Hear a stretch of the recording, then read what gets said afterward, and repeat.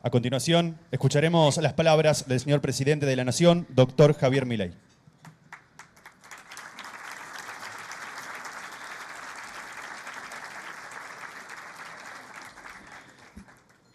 Hola a todos. Voy a tratar de no desviarme del discurso. Ayer tenía uno de 15 minutos, tardé 1 hora y media. Lo voy a intentar. Quiero comenzar por agradecer a las autoridades de la Cámara de Comercio por habernos invitado a estar aquí hoy con ustedes y felicitarlos por el inmenso logro que es estar inaugurando este edificio. Es un placer para mí ver crecer a esta organización pujante, protagonista de la vida económica argentina. Es más, es un placer escuchar el discurso de Manuel.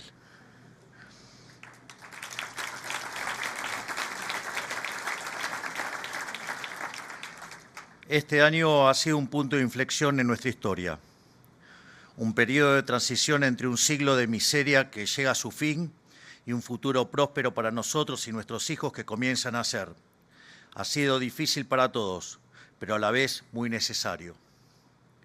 Nuevamente les agradezco por haber confiado en este gobierno. A diferencia de los políticos a los que nos habíamos acostumbrado, nosotros siempre sostuvimos que la única forma de salir era con un plan de gobierno basado en verdades incómodas y no en promesas vacías de prosperidad. No quiero detenerme demasiado en lo que ya expuse hace unos días en cadena nacional, pero lo que nos propusimos cuando comenzamos el mandato fue un ajuste fiscal de 15 puntos del PBI, aplicar un torniquete a la emisión monetaria para dejar de alimentar el monstruo inflacionario y un fuerte ancla cambiario para fortalecer el peso en el tiempo. Los expertos de siempre, esos que jamás cosecharon un logro propio y que son coleccionistas de fracasos, decían que era imposible. Solo el equipo económico liderado por Toto Caputo y yo apostamos a este programa contra todos. Decían que no se podía hacer un ajuste de 1 punto del PBI en un año y terminamos ajustando 5 puntos en el Tesoro y 10 puntos en el Banco Central, haciendo el ajuste más grande de la historia. Para tener conciencia de lo que se logró, cuando ustedes miran la historia argentina, de los últimos 123 años tuvimos déficit fiscal en 113. Y en los 10 que no tuvimos déficit fiscal, yo siempre hablo en la línea financiera, era porque estábamos en default y no pagábamos los intereses. Es decir, que en rigor nunca tuvimos equilibrio fiscal. Y cuando nosotros decíamos que íbamos a un programa de déficit cero, nos decían que era imposible. Decían que era una locura creer que se podía ajustar más de 1 punto por año. Y gracias al trabajo enorme de Toto Caputo y todo su equipo, alcanzamos el equilibrio fiscal en el primer mes de gestión. Entonces empezaron con que se trataba de licuadora, que había tijerita, que no había motosierra. De hecho, el ajuste fue de 7 puntos del PBI y dados que teníamos conciencia que el aumento de ahorro que estábamos generando no iba a tener contrapartida en inversión, sabíamos que de inicio íbamos a tener una caída en el nivel de actividad económica y que además, mientras que estábamos sincerando la economía, obviamente que ese sinceramiento implicaba un salto en la pobreza. Entonces decidimos desde Capital Humano dar contención social a los más vulnerables, al tiempo que también en una acción conjunta entre la ministra Petovelo, la formidable y maravillosa ministra Patricia Bullrich y el querido Guillermo Ferraro, que en paz descanse, hicieron el trabajo fenomenal de no solo dar contención a los más vulnerables, sino que esa acción nos permitió terminar con los gerentes de la pobreza y que se abusaban de aquellos que menos tienen.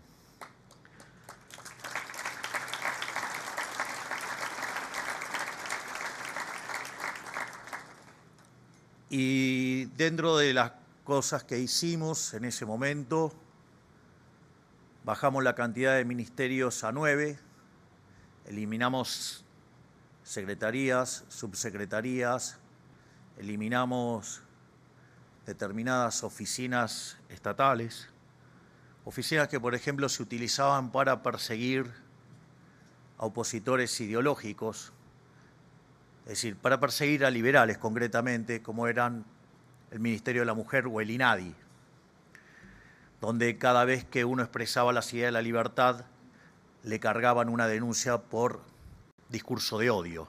Es decir, para ellos odio es decir que 2 más 2 es 4.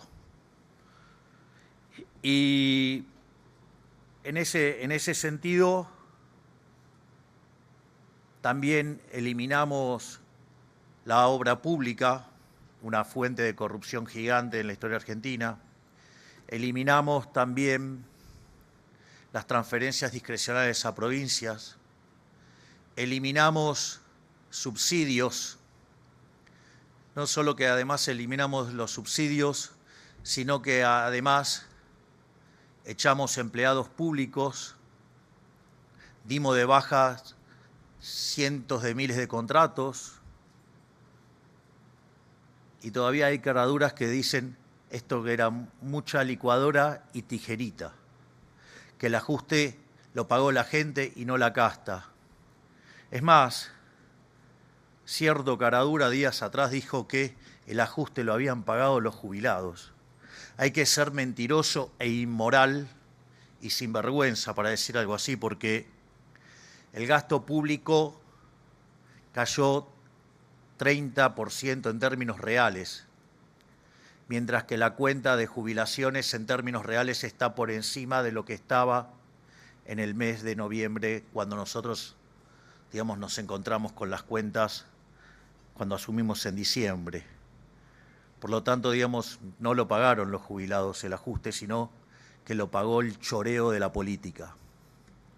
Pero no era el único mecanismo por los cuales generábamos emisión monetaria.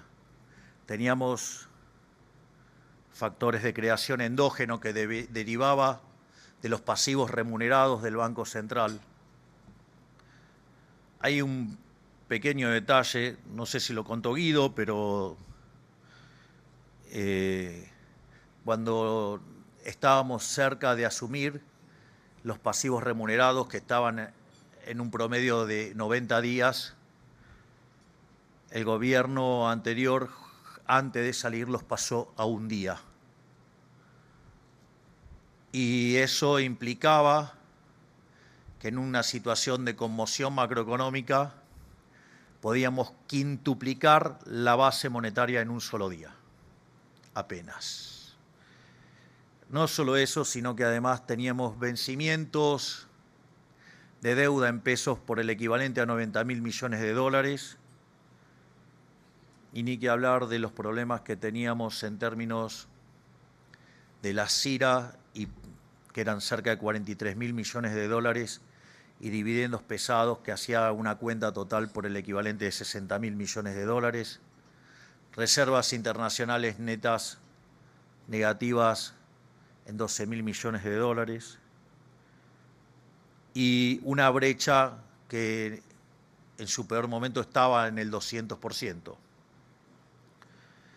Y ahí hay un elemento muy interesante, porque a contramano de lo que cree la gran parte de la profesión, a contramano de lo que pedía el Fondo Monetario Internacional, decían que nosotros teníamos que subir la tasa de interés.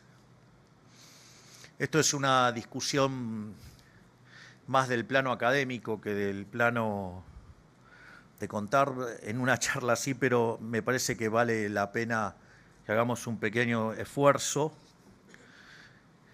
Desde nuestro punto de vista, digamos, está mal que los bancos centrales controlen la tasa de interés. Desde nuestro punto de vista, la tasa de interés es un mecanismo de coordinación intertemporal que permite trasladar en el tiempo ya sea el consumo, el ahorro, que es el consumo presente, y la inversión. Y que en realidad la tasa de interés existe porque existe el tiempo, no porque existe el dinero. Y en ese sentido, desde nuestro punto de vista, el control de la tasa de interés es una aberración teórica emanada de una calamidad teórica que se publicó en 1936, que se llama Teoría General de la Ocupación, el Interés y el Dinero, de uno de los seres más nefastos que tuvo la economía, que es el señor John Maynard Keynes, que escribió una obra a beneplácito de políticos mesiánicos, corruptos, ladrones, donde si las cosas salían bien era gracias a los políticos y si salía mal era culpa de todos los demás menos de los políticos. Y esa concepción le ha hecho mucho daño al debate. Digo, los economistas estuvimos durante 37 años discutiendo estupideces hasta que llegó la validación del trabajo empírico de Robert Lucas Jr., de su paper de 72, validado en el 73. Dicho esto, nosotros fuimos para controlar la cantidad de dinero, porque en nuestra perspectiva la inflación no es la suba generalizada de los precios, sino que en nuestra perspectiva la inflación es la pérdida del poder adquisitivo del dinero. Fíjense que si yo tomo la primera definición, la inflación se combate con controles de precios. Si la definición es la segunda, se combate con política monetaria. En la primera, la culpa es de los empresarios, de los consumidores, de los sindicalistas. En la otra, la culpa es de los políticos. O de los políticos que avasallan al Banco Central. Digo, esto no es un tema menor y nosotros hicimos esa apuesta. Empezamos a luchar contra el déficit cuasi fiscal, que eran 10 puntos del PBI, y conforme íbamos confirmando el equilibrio fiscal y la caída del riesgo país en una tarea titánica que llevaron en conjunto el presidente del Banco Central, Santiago Bausili, y nuestro enorme secretario de Financiamiento, que es el doctor Pablo Quirno, empezaron con la tarea que parecía imposible, que era limpiar el balance del Banco Central. Y eso se hizo todo a mercado. Es decir, no hubo expropiaciones, no hubo plan Bonex.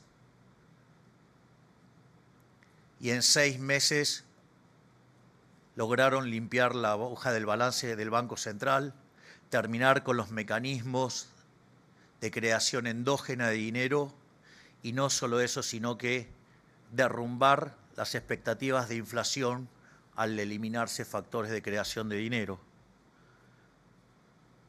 Por lo tanto, transcurridos los 6 primeros meses del gobierno, se hizo un ajuste fiscal por el equivalente de 15 puntos del PBI, es decir, el ajuste más grande de la historia de la humanidad. Naturalmente, imagínense que en ese contexto nos decían, bueno, pero están matando la inflación, cosa que es cierto. Voy a hacer una ligera digresión. Y voy a tener una pequeña discrepancia con Manuel en términos de inflación. Pero es que vamos a estar diciendo lo mismo, pero de manera distinta, que da una perspectiva diferente. Nosotros creemos que la inflación mayorista es la que antecede a la minorista y por ende el foco había que ponerlo en la inflación mayorista. Y de hecho lo seguimos haciendo hoy. La inflación mayorista en el mes de diciembre había trepado al 54%. Eso en términos anuales significa 17.000%. Es decir, eso es lo que teníamos. Y la realidad es que para que ese índice pudiera hacerse efectivo, ustedes tenían que tener elementos de convalidación monetaria. Vaya que lo teníamos con el problema del sobrante monetario, que era el doble del que teníamos en el Rodrigazo, con lo cual implicaba que la tasa de inflación se podía multiplicar entre 12 y 15 veces si la demanda de dinero iba a su nivel de demanda nacional, lo cual también sabemos que eso no es cierto porque se suele desplomar muy por debajo de la nacional. No solo eso, sino que además teníamos el problema de las 5 bases, de la posibilidad de quintuplicar la base monetaria en un día, y teníamos también el problema de los vencimientos de deuda por 90.000 millones de dólares expresado en pesos. Por lo tanto, estaban todos los fundamentos dados para convalidar semejante tasa de inflación. Y que, he visto a algunos profesionales verdaderamente de calidad lamentable, cuando vieron cambiar el tipo de cambio, hacer una anualización de la variación del tipo de cambio para mostrar que esta forma de encarar el problema inflacionario era incorrecto. Parece que no saben diferenciar entre un índice y el precio de un activo financiero. Ustedes que están en la bolsa saben cuál es la diferencia. Ustedes saben que los activos financieros tienen algo que se llama volatilidad. De hecho, cuando compran opciones o venden opciones, la volatilidad de hecho tiene valor. Pero bueno, son algunos de los expertos monetarios de Argentina que parece que el mercado financiero sabe muy poco. Y por eso nunca entendieron lo que estaba haciendo Bausili, Kirchner y sobre todas las cosas Caputo. Pero hoy el último dato que tenemos de inflación mayorista fue del 1,4%, es el equivalente a una inflación anual del 18%, es decir, pasamos del 17.000 al 18. Pero usted me puede decir, bueno, 1,4% mensual es un montón, y yo estoy de acuerdo con eso, Yo estoy de acuerdo con eso. Lo que pasa es que como parte de nuestro programa económico nosotros tenemos lo que se llama una inflación inducida, que es el crawling peg más la inflación internacional. Es decir, nosotros le inducimos por los problemas que heredamos en el mercado de cambio, sobre todo en términos de stocks, motivo por el cual todavía no podemos abrir el cepo. En ese sentido, nosotros tenemos una inflación inducida por mes de cerca del 2,5%, es decir, que si ustedes miran en dólares, mayoristas lleva 2 meses con el equivalente a una deflación en dólares del 1% mensual. Es decir, Argentina en dólares tiene una deflación anualizada del 13%. Es decir, Argentina está generando deflación si uno saca la inducida. Ustedes me pueden decir, bueno, pero a mí no me importa porque me importa la inflación al consumidor. Ok, 2,4%, les diría que está en línea, con la tasa de inflación inducida. Pero cuando ustedes separan la inflación entre lo que es bienes y servicios crece al 4,4%, muy impactada, ¿sí?, por lo que tiene que ver con las recomposiciones de tarifas, mientras que bienes lo viene haciendo al 1,6%. Es decir, que si lo tomo en términos de bienes, tengo deflación de también casi del 1%. Si lo tomo en términos de alimentos, que es 0,9%, tengo deflación por el equivalente de 1,5 puntos, y si lo tomo en términos de canasta básica alimentaria o canasta básica total, que vienen en torno al 1,5, tengo deflación por 1 punto. Es decir, que Argentina hoy tiene deflación en dólares. Y por ende los números que ustedes miran están distorsionados en algún sentido por la inflación inducida. Todo esto hace que tengamos el mejor programa de estabilización de la historia, porque si bien de inicio los números de la convertibilidad, el mejor programa de estabilización de la historia hasta que llegó el nuestro, nosotros trabajamos más lento, pero hoy es mucho más potente el resultado en términos de deflación en dólares. Y eso además se dio en una situación en la cual nosotros no tuvimos la hiperinflación previa que licuara los saldos reales, que hace que sea muy fácil estabilizar después. Tampoco expropiamos, como fue el Plan Bonex. Tampoco tuvimos acuerdos de precios durante la primera etapa transicional. Además, a diferencia de todos los programas argentinos, que primero hacían el ajuste de tarifas para después mostrar como logro la baja de la inflación, hacia la recomposición de precios relativos, la hacían antes. Nosotros la hicimos y la estamos haciendo durante el programa. De hecho, cuando recibimos nosotros el gobierno, solamente se cubría el 10% del precio y hoy estamos cerca del 90%. Y además, nosotros no fijamos el tipo de cambio, entonces uno tiene que hacer esa corrección. Por lo tanto, en ese sentido, nuestro programa de estabilización es muchísimo más exitoso que el programa de la convertibilidad. Y como también mencionaba Manuel, si otros hicieron otras referencias, y lo digo especial con el respeto y la admiración que tengo por Guido, que fue un verdadero valiente que se puso a cargo del Banco Central en un momento muy complicado, y que gracias al trabajo que hizo Guido fijando la cantidad de dinero con los rezagos de la política monetaria, después el kirchnerismo en la primera etapa veía desacelerar la inflación. Y es interesante porque después eso empezaba a emitir y decían, miren, ustedes monetaristas no entienden nada porque estamos emitiendo la inflación baja. Digo, vayan y vean, porque hacían y decían eso. Así que encima te robaron los logros, Guido. Entonces, digamos, como solo pude escuchar la presentación de Manuel, digamos, por eso hago estas aclaraciones. Pero igual, gracias, Guido, por tu valentía en ese momento.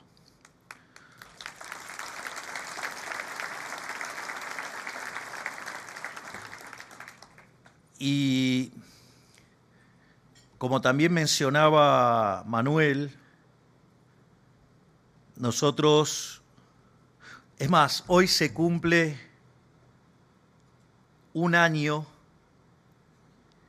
del decreto 70-2023.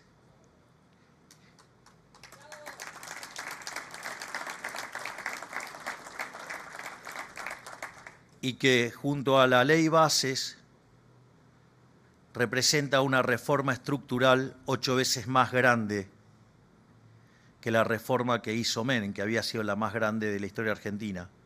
Por lo tanto, es por eso que además hemos escalado 70 puestos en el ranking de libertad económica, y vaya que lo hacemos también todos los días con la enorme tarea de Federico Sturzenegger, desregulando cuanta cosa se encuentra en el medio. Y es por eso que nosotros no tenemos ningún tipo de pudor de decir que estamos haciendo el mejor gobierno de la historia argentina.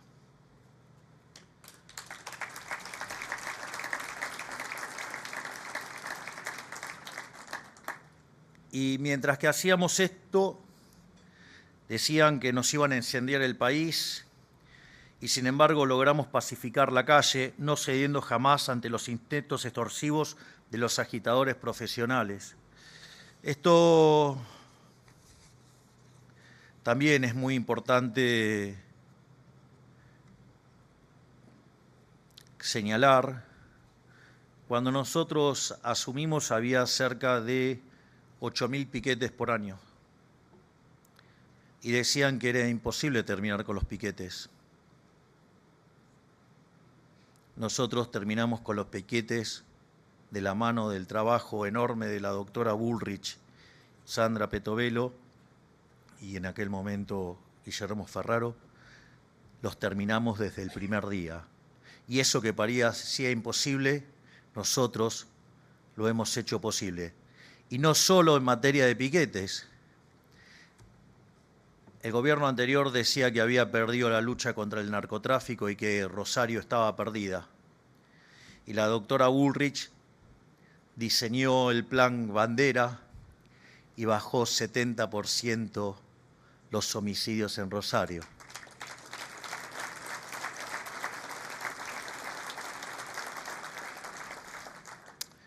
En definitiva, una gran cantidad de logros obtenidos contra todos los pronósticos que demuestran que la historia puede cambiarse. Es más, nosotros no creemos que la política es el arte de lo posible. Nosotros creemos que la política es hacer posible lo que todos decían que era imposible. Y lo único que estamos haciendo no es inventar nada, sino que lo que estamos haciendo es aplicar los manuales y las recetas de la libertad. Ideas que, cuando las pusimos en marcha a partir de 1860, en 35 años nos convirtió en la primer potencia mundial. Si lo pudieron hacer en el siglo XIX, ¿por qué no lo vamos a poder hacer nosotros?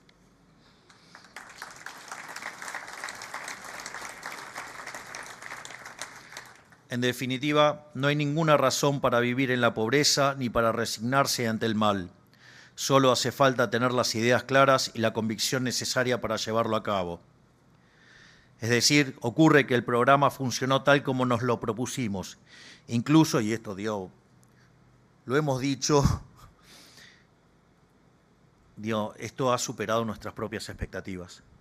Queremos aclarar porque la realidad es que creíamos que, por ejemplo, el efecto recesivo iba a ser más largo y a pesar de los tiempos que se tardó en que salga la ley base, aún así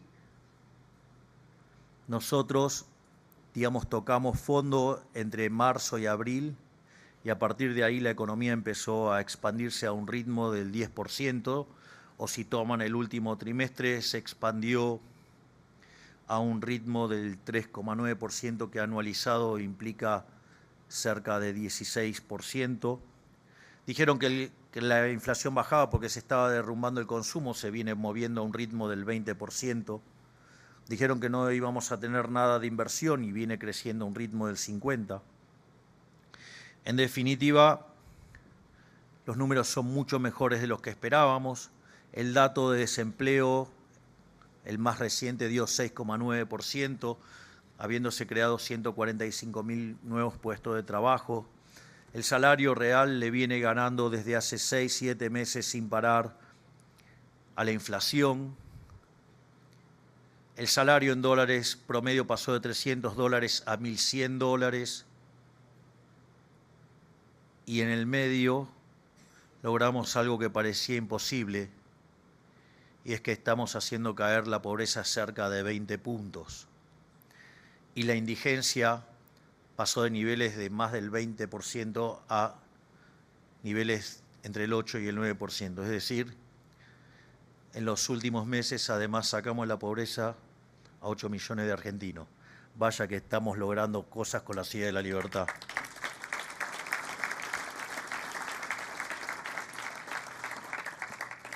Pero vale aclarar que no estábamos experimentando con la vida de los argentinos. No estábamos improvisando. Es más, eso acá lo voy a aclarar de vuelta. Hay un imbécil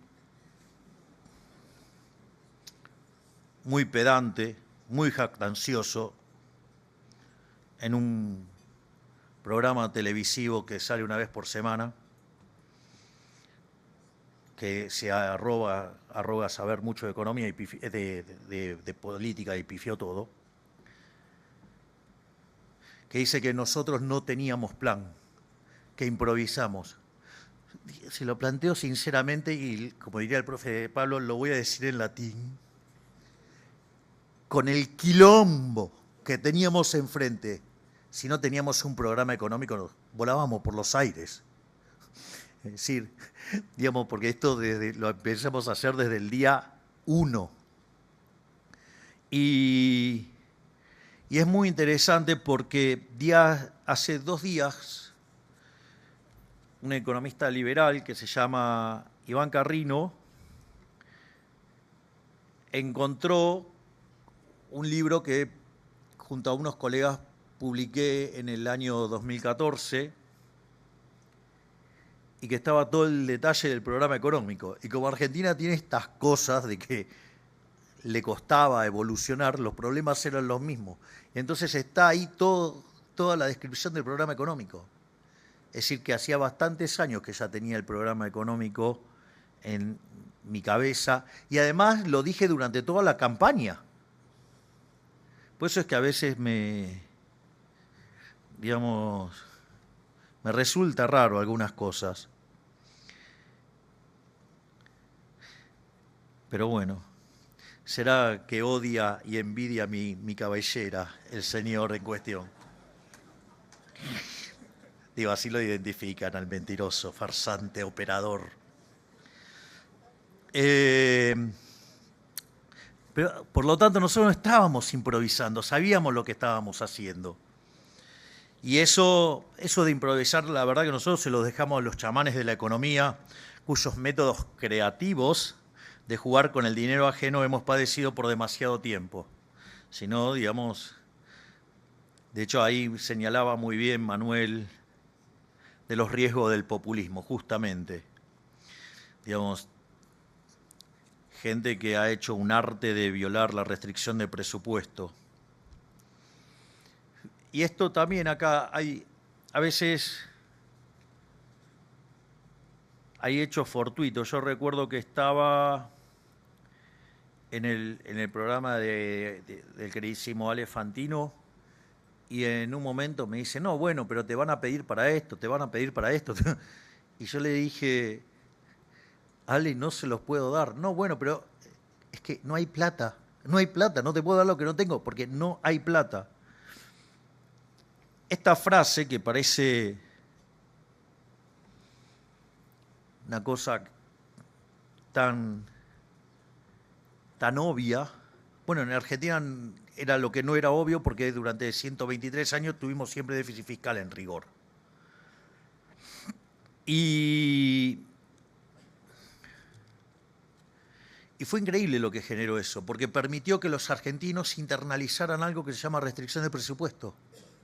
Algo tan básico como la restricción de presupuesto, no solo que aparecieron remeras por todo el mundo que decían no hay plata, todo tipo de souvenirs que decían no hay plata. De hecho, Toto Caputo en su oficina, a los que lo van a visitar, tiene una bolsa de caramelos que son no hay plata. Es decir, sí, acá la caja se cuida.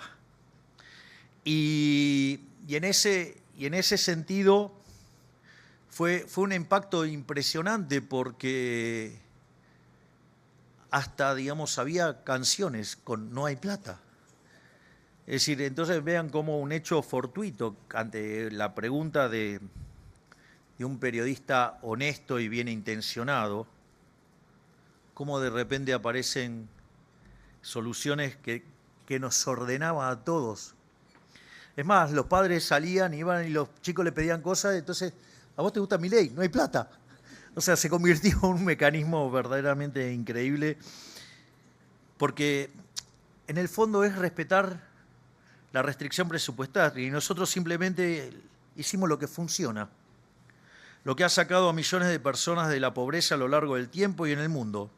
Es decir, aplicando la idea de la libertad. No por nada aquellos países que son más libres son 12 veces más ricos en términos de PBI per cápita que los reprimidos, tienen 25 veces menos de pobres en el formato estándar y 50 veces en el formato extremo.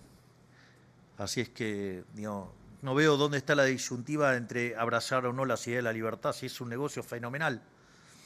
Nosotros con las reformas que hicimos, le dije, avanzamos 70 puestos, pero es nuestro compromiso que el día que yo deje el poder, Argentina va a ser el país más libre del mundo, no tengan dudas.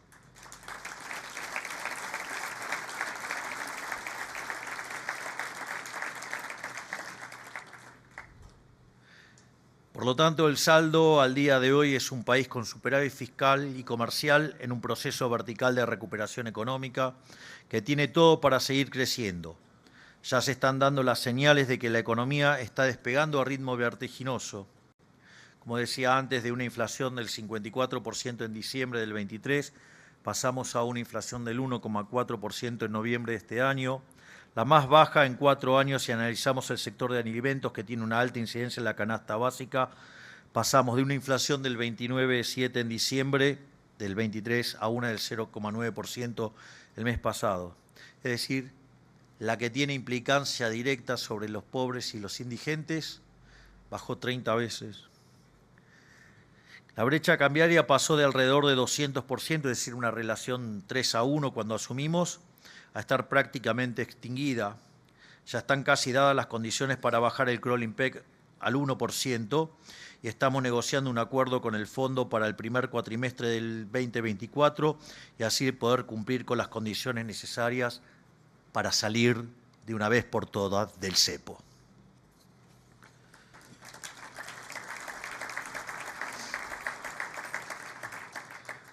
Como decía, tenemos superávit fiscal, comercial y energético. Y el riesgo país, que cuando nosotros ganamos estaba en los 3.000 puntos básicos, cuando asumimos ya había gente que la estaba empezando a ver porque estaba en 1.900 y ayer nomás, o sea, se ubicó por debajo de los 670 puntos básicos, lo cual tiene implicancias enormes en términos de tasa de interés, y ello implica una fuerte reducción del costo del capital. Eso permite acumular capital, que suba el stock de capital per cápita, que se genere crecimiento económico y que ese crecimiento económico se traduce o tiene como correlato un aumento de la productividad que implica un aumento genuino de los salarios y que es el camino sincero, el camino más lento, pero que sí llega a buen puerto para terminar de una vez por todas con la pobreza. Y por lo tanto, en este mismo concepto, las acciones argentinas no paran de subir. En Wall Street ya superaron un market cap total a los 200.000 millones de dólares y muchas de ellas hasta cuadruplicaron su valor desde que ganamos las elecciones. Es más, gracias a este proceso también saneamos las cuentas del ANSES, que heredamos, el ANSES estaba quebrado, dado que su fondo de garantía de sustentabilidad se revaluó en 30.000 millones de dólares. Estos son los beneficios de hacer el ajuste sin violar contratos. Es decir, el solo hecho de poner las cuentas fiscales en orden y bajar el riesgo país hizo que por un mecanismo de mercado capitalizáramos en 30.000 millones de dólares el ANSES sin poner un solo peso. Digo, parece magia, pero es la economía de mercado.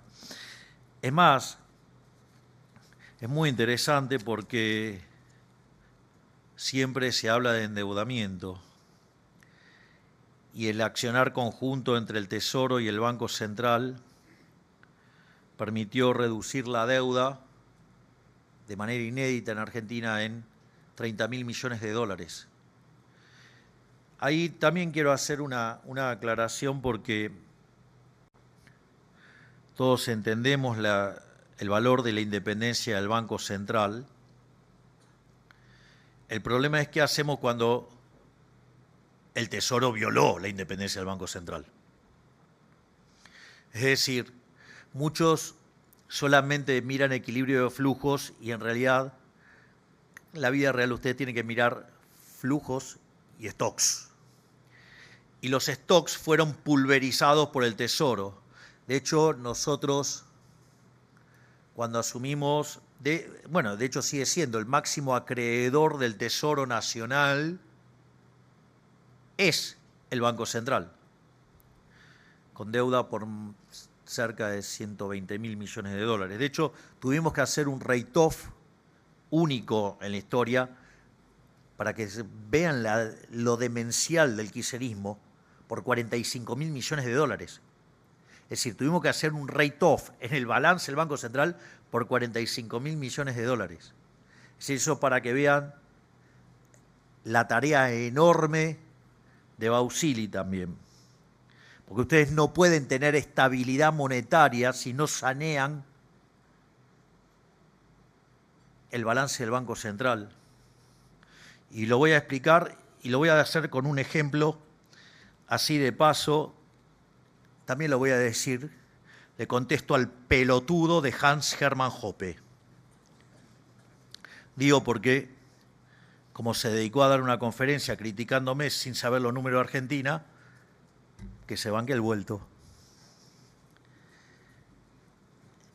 Por ejemplo, dice, no, la reforma más fácil era cerrar el Banco Central. Decir eso es un disparate porque básicamente en el Banco Central, ya sea los pasivos remunerados que había en ese momento y la base monetaria, justamente son pasivos para el Banco Central. ¿Qué pasa? Digo, le hago así la pregunta. ¿Cuánto vale hoy la deuda de Enron? Vamos, estamos en la bolsa. 0. ¿Ok? Bueno, si yo hubiera cerrado el Banco Central, ¿cuánto valdría sin recomponer el balance del Banco Central? ¿Cuánto valdría la deuda? 0. Es decir, los saldos reales se tendrían que hacer 0. Y hay dos formas de hacer 0 los saldos reales. Una es porque yo rescato la deuda, rescato esos pasivos monetarios, y entonces tengo el 0. La otra es, si yo no rescato los pasivos monetarios, ¿cómo hago para que sean 0? Quiere decir que los precios tienen que subir ¿hasta cuánto? Hasta infinito. Es decir, si yo no arreglaba el balance del Banco Central, me voy a una hiperinflación. La mejor carta, digo, para los que quieran en términos matemáticos, se llama condición de transversalidad. Usted va a hacer un ejercicio de optimización dinámica, cualquier modelo a la Ramsey con dinero, el de Sidrausky, el que ustedes quieran. La condición de transversalidad dice que en el límite, con t tendiendo a infinito, los saldos reales son 0. Entonces, ¿qué quiere decir eso? Que si ustedes no rescatan la deuda, se van a una hiper. Este imbécil proponía cerrarlo sin rescate, con lo cual hubiéramos generado una hiperinflación, ahí el peronismo, el kirchnerismo hubiera sacado sus huestes a la calle, porque le hubiéramos cumplido esa profecía de ser libertarados en lugar de ser liberales libertarios, y en ese contexto volvía el kirchnerismo y encima con todo el incendio hubiéramos aniquilado las ideas de la libertad. Por eso, digamos, el problema de los stocks es importante. Sanear el balance del Banco Central es importante porque en la medida que yo voy saneando el balance del Banco Central y quiere decir que puedo rescatar ese pasivo, eso significa que la inflación de largo plazo en realidad significa que el nivel de precio de largo plazo es más bajo y por ende, si yo uno el nivel de precio de hoy con ese de largo plazo, la pendiente da la inflación y por ende es cada vez más bajo. Si yo estoy acá y esto estaba acá, cada vez que lo voy bajando porque voy recomponiendo, la pendiente es cada vez menor. O sea que la tasa de inflación es menor. Es una forma de bajar la inflación, no solo considerando los flujos, sino también considerando los stocks. Porque sí, el balance del Banco Central es una cuestión de stocks. Me pareció que valía la pena hacer la mención. Y además, nosotros dijimos que, de hecho, creo que fue esta semana, ya digamos, me cuesta, digamos, porque estuvo bastante intensa, como todas. Pero esta estuvo un poquito peor porque llevo durmiendo 4 horas por día, sé que está un poquito más intensa.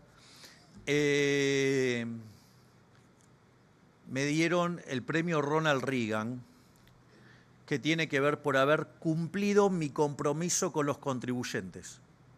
Yo no le digo contribuyentes, yo le digo pagadores de impuestos, pero el premio hace referencia a los contribuyentes. El compromiso que yo tomé al momento de las elecciones para diputados nacionales, me comprometí a no subir ni a crear impuestos y trabajar en lo posible para eliminar impuestos. Nosotros acabamos de hacer una gran baja de impuestos, que es haber erradicado el señoriaje, es decir, la emisión para financiar el fisco. De hecho, el gobierno anterior había emitido 13 puntos del PBI. Así que se había crecido a 15 el déficit, o sea que le devolvimos a los argentinos en los primeros 6 meses el equivalente de 15 puntos del PBI. Y dijimos que por una cuestión de caja, de manera transitoria, íbamos a subir el impuesto país, pero que después íbamos a eliminar esa suba transitoria y que después además lo íbamos a eliminar completamente. Y a diferencia de todos los casos de los impuestos transitorios, ya desde la década del 30 con el impuesto a la renta, o el propio IVA, digamos que transitoriamente lo llevaban a 21, o el impuesto a los débitos y créditos bancarios, que supuestamente eran todos transitorios, todos terminaron siendo permanentes. Y nosotros en el mes de septiembre bajamos el impuesto país al nivel que estaba de origen y, si no me equivoco, a partir del lunes queda eliminado el impuesto país. La primera vez en la historia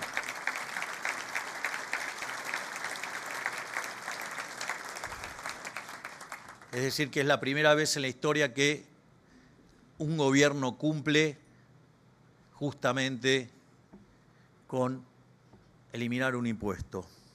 Aparte eliminamos otros, pero bueno.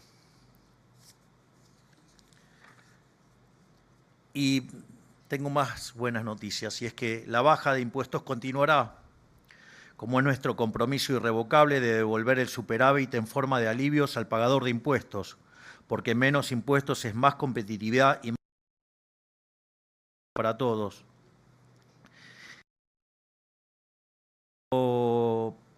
Nosotros, cuando presentamos el nuevo presupuesto, cambiamos la forma de presentar los presupuestos en Argentina y armamos lo que se llama el déficit cero, y señalamos que cuando los ingresos por impuestos suben y generan superávit,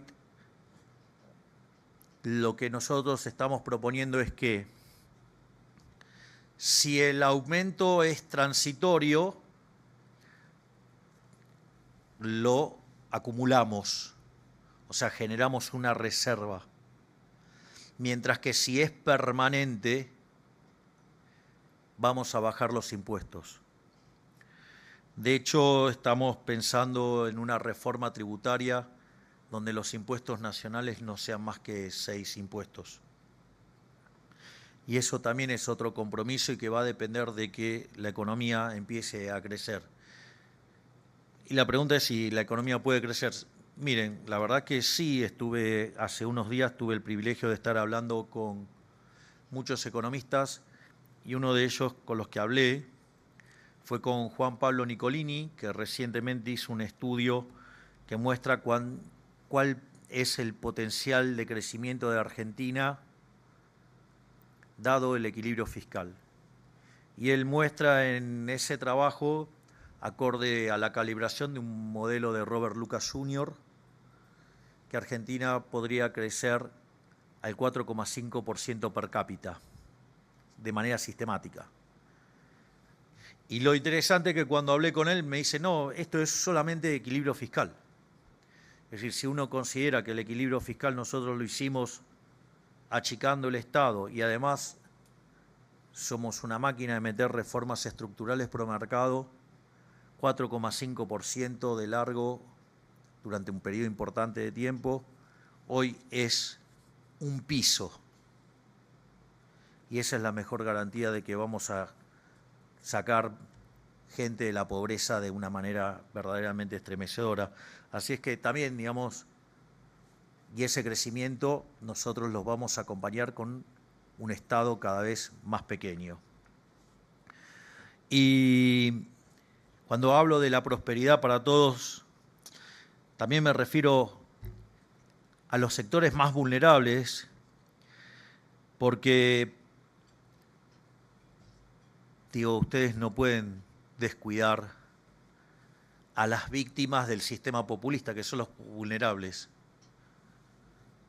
Y en ese sentido, hoy con la AUH y la tarjeta alimentar, se puede cubrir el 100% de la canasta básica alimentaria, mientras que cuando asumimos solamente cubría el 54%.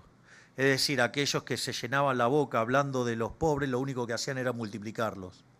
Nosotros, que somos los insensibles, somos los que les dimos cobertura total y además le quitamos a los gerentes de la pobreza.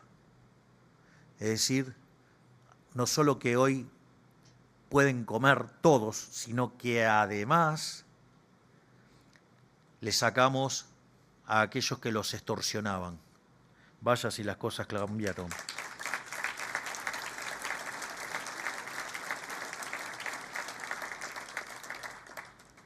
Naturalmente, los salarios reales llevan 6 meses ganándole a la inflación y cuanto más baja sea la inflación, más van a crecer los salarios, como también las jubilaciones. La pobreza que heredamos en torno al 54% en el primer trimestre. Las últimas estimaciones tanto de la Universidad de La Plata como las que hizo Ditela está en torno al 38%, es decir, en el tercer trimestre, con lo cual y la indigencia bajó de un 20% a 8,6%. Y quiero detenerme un segundo en este punto porque creo que merece ser recalcado. Heredamos un país con alrededor de 57% de pobres y habiendo hecho el ajuste fiscal más grande de la historia, al cabo de bajó casi 20 puntos. Por eso tuve el privilegio de tener la posibilidad de recibir la visita de Thomas Sargent, porque no solo logramos bajar la inflación, hoy el nivel de actividad está por encima del nivel que heredamos, la tasa de desempleo bajó, los salarios y las jubilaciones en términos reales crecieron y además estamos exterminando la pobreza. Todas cosas que la política decía que era imposible, que muchos creían además que era imposible. Y nosotros lo que estamos haciendo es que sea posible. Es decir, estamos construyendo el milagro económico argentino y es por eso que también les pido que nos sigan acompañando y confiando, porque esta institución fue de las pocas que confió en mí y eso también quiero darle las gracias.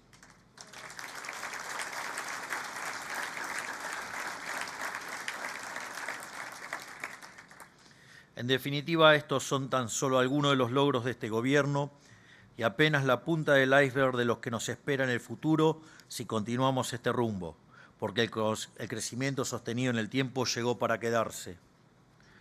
Es más, lo voy a poner de manera más fundamentalista. Nosotros, desde nuestra perspectiva liberal, creemos que el Banco Central es una institución que solamente puede hacer daño y por eso es que creemos en el sistema de competencia de monedas, creemos que debería ser eliminado. Digo, la historia argentina me avala, ¿no? Porque miremos de 1935 para acá, la historia me avala. Además, no lo voy a negar, digo, yo filosóficamente soy anarcocapitalista. Por lo tanto, creo que el Estado es una organización criminal que vive de una fuente coactiva de ingresos llamado impuestos. Y por lo tanto, cuanto más chico sea el Estado, mayor libertad y todos vamos a estar mucho mejor. O sea, con lo cual, eso sigue intacto, nada más que estoy en un mundo que tengo restricciones. Pero yo les hago una pregunta o un desafío. Les propongo que encuentren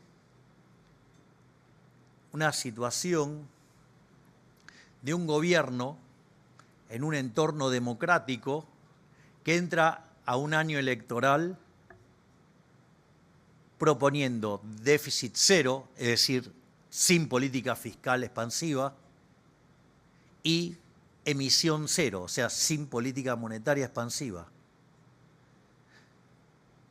Nosotros somos el primer gobierno en la historia de la humanidad en democracia que hace eso, porque nosotros creemos que la política no está para joderle la vida a la gente y que lo mejor que puede hacer el Estado es correrse del medio y dejar que el sector privado se exprese libremente.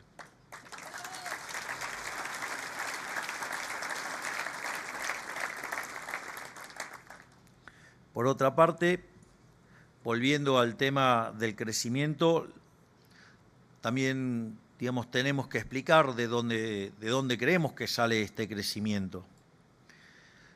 Y ahí, digamos, a grandes rasgos hay dos motivos principales. Uno es coyuntural y el otro es estructural. Lo coyuntural tiene que ver con una recuperación cíclica de nuestra economía, impulsada por la recomposición de salarios y jubilaciones, gracias a la destrucción de inflación, como ya expliqué antes. Y también hay otro efecto, que es la recomposición de stock de las empresas, luego de un brutal sobreestoqueo para protegerse de la inflación el año pasado y una posterior liquidación de inventarios durante el primer semestre de este año.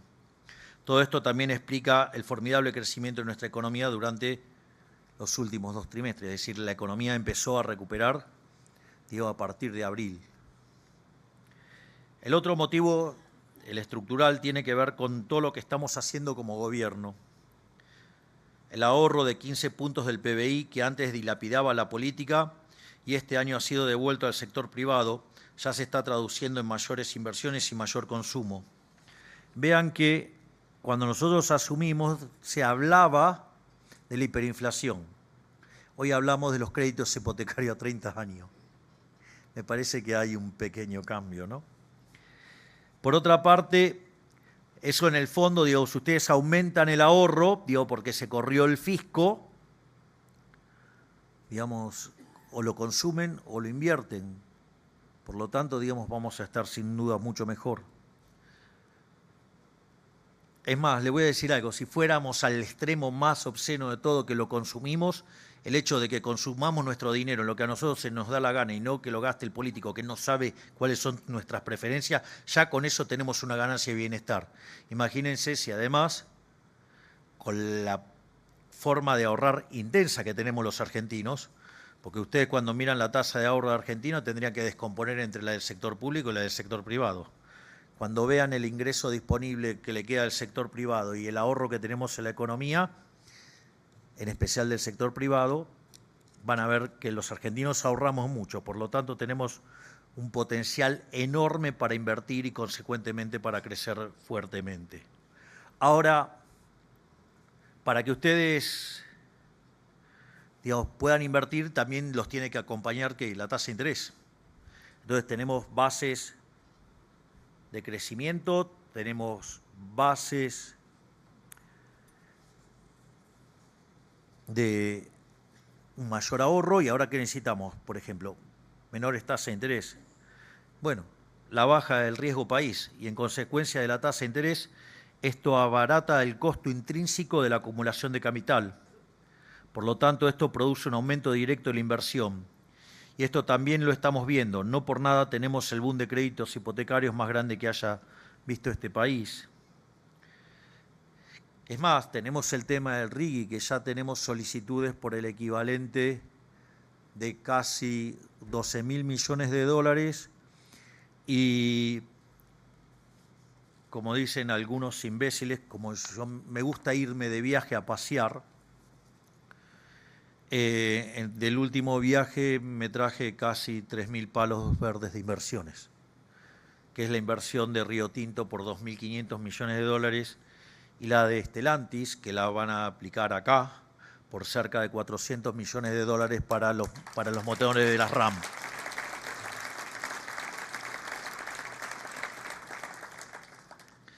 Igual, no sé, digamos, dado estos resultados, no se entusiasmen con que viaje mucho, porque cada vez que me voy, siempre alguno me hace alguna...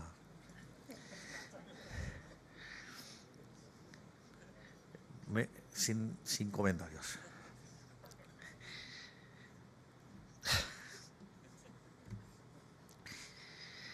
También tenemos la cuestión monetaria, la convergencia del tipo de cambio paralelo al oficial, hecho completamente inédito en la historia, dado que siempre ocurre al revés. Nos acerca día a día a una salida definitiva del cepo, una abominación que nunca debió existir en primer lugar, y nosotros vamos a hacer desaparecer para siempre el año que viene. O sea, esto también es increíble. Yo me acuerdo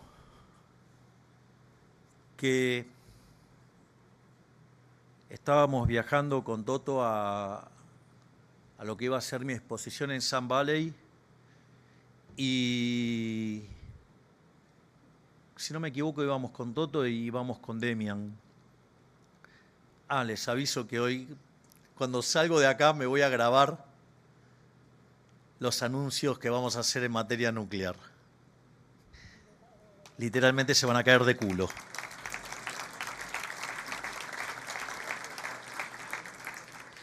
Y me acuerdo que estábamos en una situación muy complicada en el mercado monetario, estábamos recibiendo un ataque especulativo, el precio del dólar había tocado los 1.500 pesos, decían que iba a subir a 2.000 la semana siguiente y así sucesivamente. Y entonces nosotros, que estábamos en la fase de la política monetaria de exceso de oferta cero, decidimos ir a de emisión cero. El exceso de oferta cero era porque emitíamos contra dólares nada más, pero cuando ustedes tienen cepo, esa venta de dólares no significa que ustedes estén comprando pesos porque quieren hacer transacciones, sino porque estaban obligados a liquidarlos por el MULC. Por lo tanto, había más pesos que los que verdaderamente se querían y eso, digamos, le había puesto un piso a la inflación y nosotros necesitábamos corregir eso. Y entonces fuimos al plan de emisión cero directamente. Nosotros sabíamos que de corto plazo podían continuar las turbulencias, pero estábamos convencidos que inexorablemente el tipo de cambio se iba a derrumbar. Y nosotros dijimos que se iba a derrumbar y que nos íbamos a encontrar con un escenario donde por primera vez en la historia el cierre de la brecha iba a ser de arriba hacia abajo, es decir, desde el paralelo hacia el oficial y no por un salto del oficial. Obviamente, era importante. Todos los que estén al tanto de los datos, hoy tenemos el mismo tipo de cambio del momento en el cual asumimos nominalmente. Por lo tanto, eso que también que parecía imposible, nosotros también lo hicimos posible.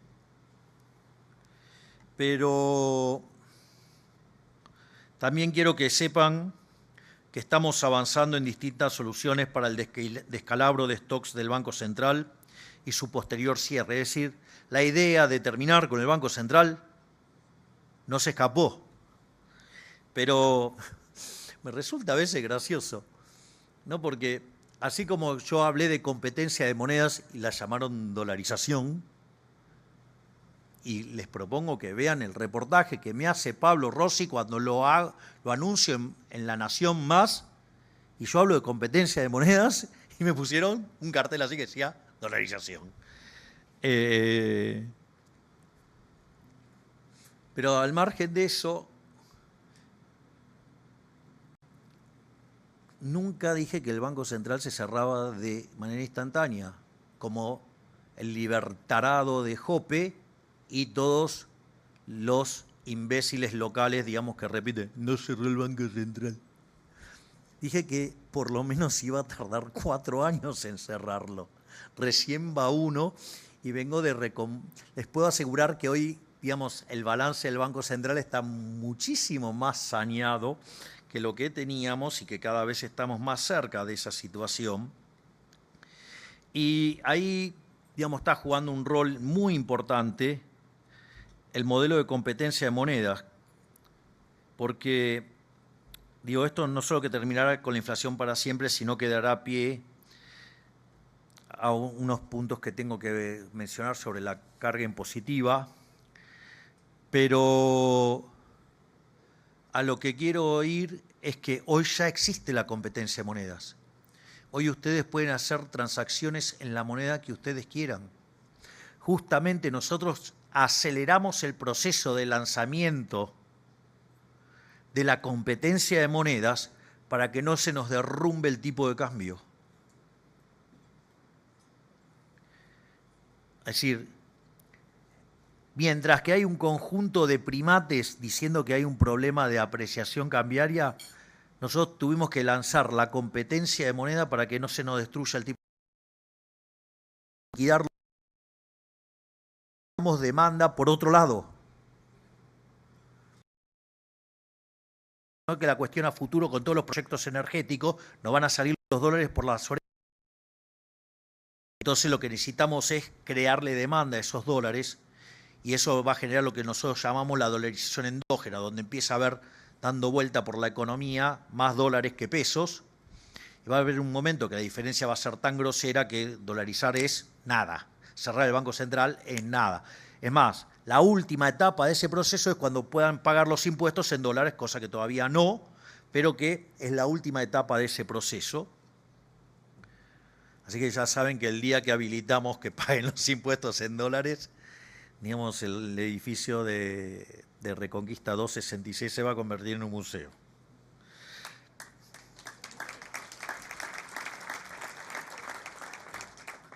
Y también creo que vale una digresión sobre la discusión de la apreciación cambiaria, porque otra vez estuvieron... Porque es interesante, cuando el dólar sube, nos vamos a la hiper. Cuando el dólar baja, Argentina está súper caro y va a desaparecer. Entonces,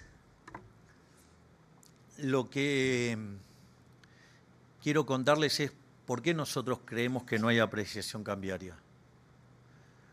Digamos, cuando ustedes creen que hay apreciación cambiaria, tendrían que tener algunos elementos para que fundamenten esa visión. O sea, no se hace mirando solamente un grafiquito del tipo de cambio real, que metodológicamente está mal, que ahora lo voy a decir también por qué, pero puedo entender que otros economistas adhieran a otros métodos y a otras escuelas distintas a la que yo adhiero y pueden hacer eso, digamos, y considerar que es correcto. A ver, un proceso de apreciación cambiaria, una de las cosas que tendría que generar es brutal pérdida de reservas o una brecha estrafalaria. Digamos, el Banco Central recompuso reservas por el equivalente de 25.000 millones de dólares y la brecha del 200% casi desapareció. Por lo tanto, ese indicador no estaría señalando que los fundamentals muestren una apreciación cambiaria. Otra forma de sostener una apreciación cambiaria es con endeudamiento. Argentina bajó su deuda en más de 30.000 millones de dólares. Por lo tanto, tampoco estaría funcionando desde ese canal. Otra forma de apreciar la moneda es que el Banco Central suba la tasa de interés para hacer caer el tipo de cambio. Nosotros asumimos con una tasa de interés del 235% y hoy esa tasa es 35%. Por lo tanto, tampoco funciona de ese lado. Es decir, cuando yo miro los fundamentals, verdaderamente esas cosas no estarían ocurriendo para dar sustancia a eso. No solo eso, sino que además, supongamos que pienso en un modelo de transables y no transables. Digo, parece, digamos, una discusión razonable a la luz de lo que queremos plantear. Y el tipo de cambio real en ese caso viene dado por el precio de los transables en términos de los no transables, donde el precio de los transables es el tipo de cambio multiplicado por los precios internacionales. Entonces, supongamos que partimos de una situación de equilibrio. Entonces, ahora cae un exocet y me rompe la mitad del sector no transable. ¿Qué es lo que sucede en ese caso? Tengo una contracción de la oferta de los bienes no transables. Por ende, si yo partía de una situación de equilibrio, ex ante no tendría por qué estar cambiando las funciones de demanda porque los precios todavía no cambiaron. Es difícil hacer los ejercicios de estática comparativa sin las ecuaciones contándolo así.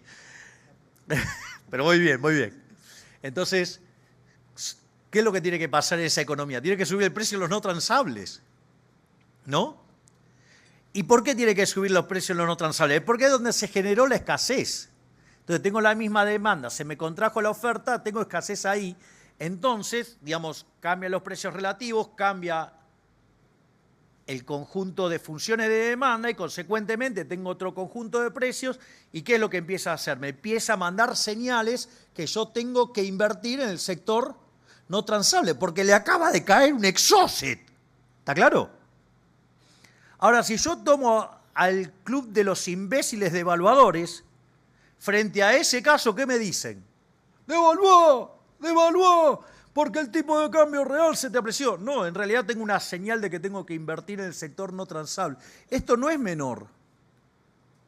Porque quiere decir que bajo este contexto, y se sigue dándose esta situación en el sector energético y el sector minero, y que vamos a exportar tanto, les aviso que hay una oportunidad de negocio furiosa adentro del sector no transable. ¿Y cuál es la característica del sector no transable? Por ejemplo, los servicios. Es que son intensivos en mano de obra. Por lo tanto, esto también va a traer ¿qué? Mucho mejora en el empleo y en los salarios reales, que va a ser una máquina de bajar la pobreza y la indigencia. En cambio, si les hacemos casos a estos imbéciles de la devaluación, rompemos la asignación de recursos, no recomponemos el sector que tenemos que recomponer y por ende tenemos un deterioro de la calidad de nuestras vidas. Digo que es la metodología que usamos regularmente desde el 35 para acá, salvo durante la convertibilidad. Pero ustedes me pueden decir, bueno, pero el gráfico del tipo de cambio real, sí, el gráfico del tipo de cambio real, digamos, está mal conceptualmente. Primero es porque, ¿cuál es el tipo de cambio real de equilibrio? ¿Cuál es? Es decir, ¿ustedes me van a decir que conocen el vector de precio de equilibrio de la economía? Porque para decir que está atrasado, tienen que saber cuál es el correcto. Y si saben cuál es el correcto, tendrían que conocer las preferencias de todos los individuos de la economía de hoy hasta la eternidad, con lo cual además tienen que saber cómo va a evolucionar la población, tienen que saber cómo va a evolucionar la tecnología, tienen que saber cómo van a evolucionar las dotaciones, tienen que conocer la tasa de preferencia intertemporal. Hayek, su último libro se llamó La fatal arrogancia y dice que estas cosas que en el fondo es, digamos, si supiéramos el vector de precio de equilibrio entre nosotros y un socialista, entonces no habría diferencia. Por eso lo llamaba la fatal arrogancia, porque justamente no hay forma de saber eso. Que no es solamente un problema de no saberlo, sino, digamos, además habría que ser omnisciente, omnipresente y omnipotente para que ustedes cuando aprieten el botón correcto, con la... No existe, salvo que crean que son Dios. Y si hay algo que me quedó claro es que los políticos están bastante lejos de eso. Pero, al margen de eso, con lo cual les diría que, ¿cómo resuelven este tema los economistas? Toman un promedio. Ahora, ¿no les parece irritante e insultante dónde cortan la serie? ¿Por qué cortan la serie en el 2002? Eso tiene varios problemas, porque si ustedes cortan la serie en el 2002, ustedes tienen ahí el periodo nefasto y siniestro del kirchnerismo. Es decir, si hay algo que caracteriza la situación del mercado de cambios es que cuando ustedes tienen un gobierno de impresentable, la moneda se destruye. Y cuando tienen un gobierno serio, digamos, la moneda se aprecia. Entonces, eso les da un determinado tipo de cambio, que ya vimos que la metodología es una truchada, digamos, porque no sabemos cuál es el vector de precio de equilibrio, digamos, esta corrección también es una truchada. Digo, porque ¿quién dice dónde está el corte? ¿Quién sabe cuál era la situación de equilibrio? Entonces, fíjense que si ustedes extienden la serie hasta incluir la convertibilidad, y que lo hacen desde abril del 91, cuando en realidad el proceso en rigor arrancó en enero, digamos, cuando empieza toda la estabilización, y después se lanza el 1 de abril, digamos, ahí el tipo de cambio le da 700. Entonces imagínense si solamente corto la serie durante la convertibilidad. Digo, porque nosotros queremos generar un equilibrio de expectativas favorables. ¿O acaso no creemos nosotros en la libertad? O sea, con lo cual, digamos, sería lógico y razonable que la moneda se aprecie. Entonces, lo que digo es, además, la metodología tiene muchos problemas. Ahora, y el último, y ya digo, sigo, porque otra vez los desvíos le ganaron al core. Supongamos que viene el creador y dice, este es el vector, que se dio en el año tanto. ¿Tuvieron la revelación? ¿Qué hacemos con ese dato? Ese dato tiene un conjunto de condiciones de oferta y demanda, no solo en el mercado local, sino que también en el mercado internacional. Suponga que, no sé, el dato fuera, no sé, XX del año 97. Las condiciones de oferta y de demanda de cada uno de los bienes en la economía argentina y en el mundo claramente no es la misma. Por lo tanto, extrapolar ese número, lo voy a decir en latín, es una pelotudez del tamaño de una casa. Por lo tanto, nosotros hicimos lo único que se puede hacer entendiendo lo limitado que es el conocimiento. Es decir, digamos, o sea, le rendimos honores nuevamente a Friedrich von Hayek, premio Nobel de 1974, si no me equivoco, y en ese contexto, como no tenemos la pretensión del conocimiento, sabemos que no lo tenemos, nos ocupamos solamente de que la política fiscal no joda, déficit cero, y que la política monetaria no joda, emisión cero, y que los precios se acomoden.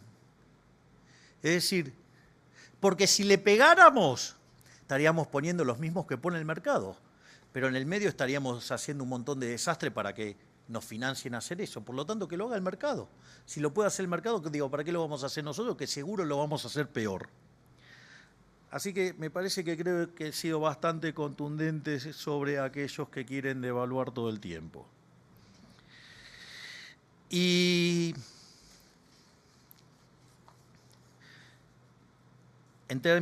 también, digamos, le quiero anunciar el tema de impositivo. Lo que tenemos en materia de reducción de impuestos explícito que vamos a encarar el año que viene a través de una radical reforma tributaria que buscará simplificar lo que hasta ahora ha sido un sistema innecesariamente engorroso. Tal como se lo había anticipado, nuestro objetivo es que no haya más de 6 impuestos nacionales para que los argentinos puedan dedicarse mejor a lo que saben, que es trabajar y generar riqueza.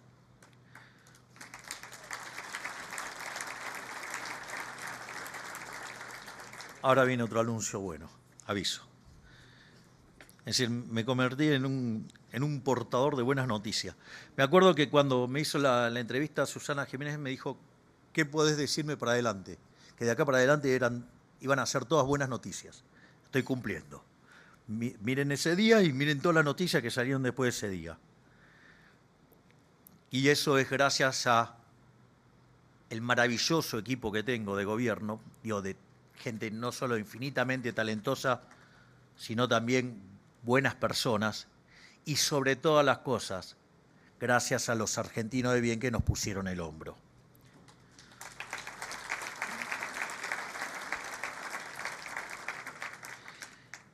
A su vez, en términos de comercio, nos dirigimos a un modelo de liberación de la oferta, para que sean los consumidores, esto es la demanda, quienes pueden decidir qué quieren comprar en base a sus propias preferencias.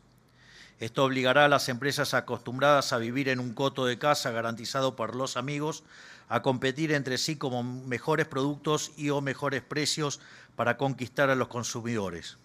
O incluso nuevas formas de resolver viejos problemas, tal como anticipó Schumpeter con un concepto de destrucción creativa, que no debe ser confundido con la creatividad para la destrucción, que fue lo que nos trajo hasta acá. Y todo esto nos sitúa ante una oportunidad histórica porque varios motivos que no debemos pasar por alto.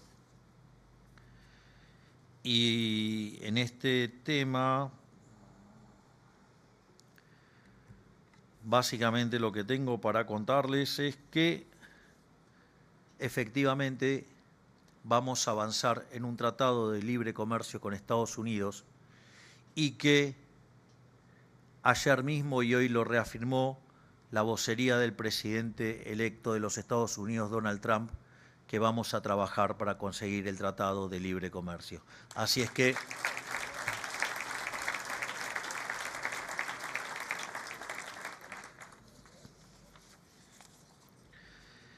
por lo tanto, la verdad tengo un montón más de buenas noticias, pero ya me desvié tanto que prefiero hacer el cierre y dejar de fastidiarlos con mi presencia, porque en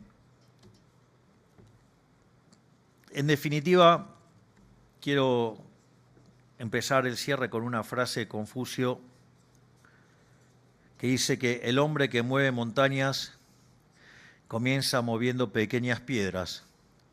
Yo creo que hemos movido unas cuantas. O sea, de hecho hemos hecho las reformas más grandes de la historia argentina en solo un año, con 15% de la Cámara de Diputados y 10% de la Cámara de Senadores, y que eso también implica una deuda de gratitud con diputados y senadores de otras fuerzas, como el PRO, como el caso de los radicales que han decidido apoyar, y como el caso de gobernadores, tanto los de Juntos por el Cambio como del Partido Peronista, que han apoyado y han acompañado estas reformas, porque sin la ayuda de ellos esto hubiera sido infinitamente más difícil, y por eso también es que nosotros queremos darle las gracias también a todas estas personas que nos han acompañado en hacer la transformación más grande de la historia argentina, y que no tengo ninguna duda de que de cara al futuro vamos a seguir trabajando juntos, porque sí, los que estamos del lado de la libertad, independientemente del signo político que tengamos, nuestro compromiso es con los argentinos de bien y no con los chorros, y por eso creo que vamos a poder seguir adelante y poder seguir trabajando para tener una Argentina mejor.